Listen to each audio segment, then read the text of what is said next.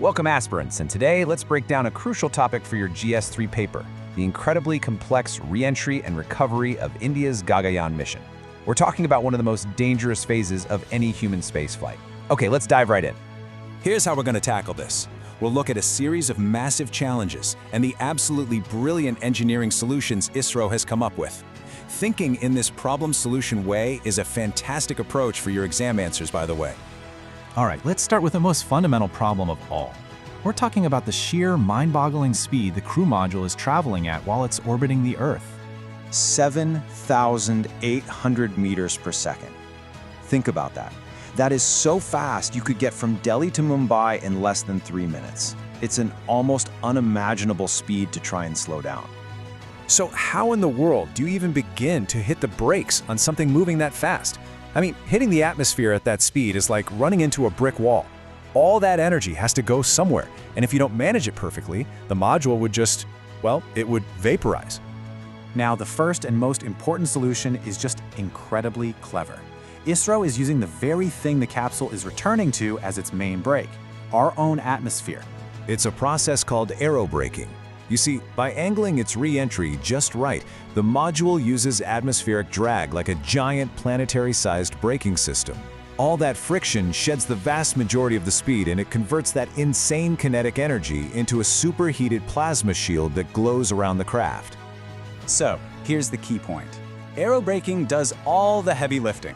You know, getting the module from hypersonic down to subsonic speeds. But it's not enough. It can't bring it to a gentle stop. After aerobraking, it's still falling way too fast for a safe landing, which brings us to our next problem. So the obvious next step is parachutes, right? I mean, it's a proven technology. But as you're about to see, just using a parachute introduces this really fascinating physics problem that basically dictates the entire landing strategy. And this is where it gets really interesting. Look at the huge difference in acceptable landing speeds. The ground, well, it's hard, so you need a super gentle touchdown, like 1 to 2 meters per second. But water acts as a natural cushion, so it can handle a much faster landing, around 7 to 9 meters per second, and still be perfectly safe. And here it is. This is the paradox. Because of how physics works, to get that ultra-slow speed for a land landing, your parachute would need to be about 49 times bigger. A parachute that massive would be incredibly heavy, would take up too much space, and the risk of it tangling when it deploys would be huge. It's not practical. So this physical limitation, this whole giant parachute problem, it forces a really critical strategic choice for ISRO and for any space agency, really. Where should you even land the module? And here we see a classic engineering trade-off. Landing on land makes it easier to get the crew out, sure, but you need huge empty spaces and complex braking rockets. A sea landing, on the other hand, is great for a country like India without those vast, empty plains, but it means you need a whole complex naval recovery operation. So, considering India's geography and that parachute paradox we just talked about, ISRO has chosen a sea landing for the Gaganyaan mission. But of course, this choice brings its own unique challenge. Okay, so the module has splashed down in the ocean. Awesome! But wait, now you have to find a pretty small capsule in the vastness of the Bay of Bengal, especially when you don't know exactly where it is. You see, the landing zone isn't a perfect circle. It's a huge ellipse. Why? Because at those insane re-entry speeds, even tiny, unpredictable changes in the atmosphere can make the module land hundreds of kilometers short of or past its target.